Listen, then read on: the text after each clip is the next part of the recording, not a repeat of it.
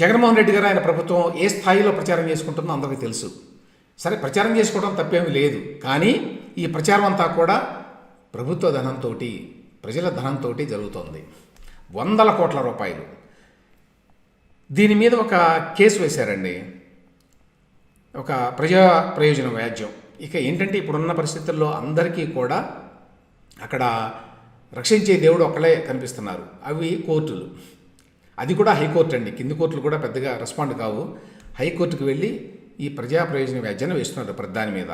ఇప్పుడు ఒక కేసు ఏమని వేశారు అంటే, అయ్యా ఇష్టారాజ్యంగా ప్రకటించుకుంటున్నారు, ఇష్టారాజ్యంగా ప్రచారాన్ని ఖర్చు పెట్టుకుంటున్నారు, అడిగేవాళ్ళు లేరు, లెక్క లేదు, డొక్క లేదు దానికి.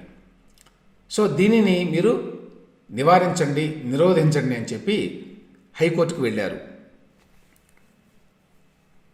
ఇందులో ఏమని అన్నారంటే, సుప్రీంకోర్టు మార్గదర్శకాలకు విరుద్ధంగా అధికార వైసీపీని రాజకీయంగా ప్రోత్సహించేలా రాష్ట్ర ప్రభుత్వం కోట్ల రూపాయల ప్రజాధనాన్ని ఖర్చు చేసి ప్రకటనిస్తోంది అని చెప్పి పేర్కొంటూ ఈ ప్రజా ప్రయోజన వ్యాజ్యాన్ని దాఖలు చేస్తే దాని మీద హైకోర్టు టేకప్ చేసిందండి నిన్న.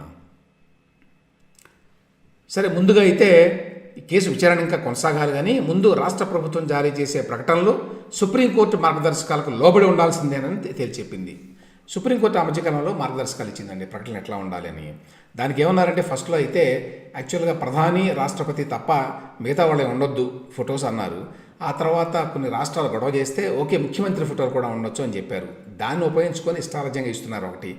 అదే సమయంలో చాలా రకాల మార్గదర్శకాలు ఉన్నాయి అందులో ఏమిటంటే, దానిని మీ సొంత ఇమేజ్ని పెంచుకోవడానికి అడ్వర్టైజ్మెంట్లు ఉండకూడదు. అలాగే మీరు గత ప్రభుత్వాన్ని తిడుతూ మీ ప్రభుత్వాన్ని పొగుడుతూ అట్లాంటి అడ్వర్టైజ్మెంట్లు ఇవ్వకూడదు. ఎందుకంటే గతంలో కూడా చెప్పాను నేను, ప్రభుత్వం అనేది ఒక కంటిన్యూస్ ప్రాసెస్ అండి. ఆ ప్రభుత్వం ఈ ప్రభుత్వం అని చెప్పి అధికారికంగా అనకూడదు. చాలామంది ఈ తేడా తెలియకుండా మాట్లాడతారు. జగన్మోహన్ రెడ్డి గారు పార్టీ సమావేశం పెట్టుకొని గత ప్రభుత్వం ఇంతే ఇచ్చింది పెన్షన్లు, నేను చాలా పెంచాను అని చెప్పుకోవచ్చు, అందులో ఏం తప్పు లేదు. కానీ ప్రభుత్వం ఇచ్చేటువంటి ప్రకటనలో మీ ప్రభుత్వం ఎంత ఇస్తుందో అది చెప్పాలంతే. ప్రభుత్వం వారు ఎంత ఇస్తున్నారు అనాలి, గత ప్రభుత్వం ఇప్పటి ప్రభుత్వం అని మాట్లాడకూడదు. ఆ రకమైన విచక్షణని రాజ్యాంగం అంగీకరించదు.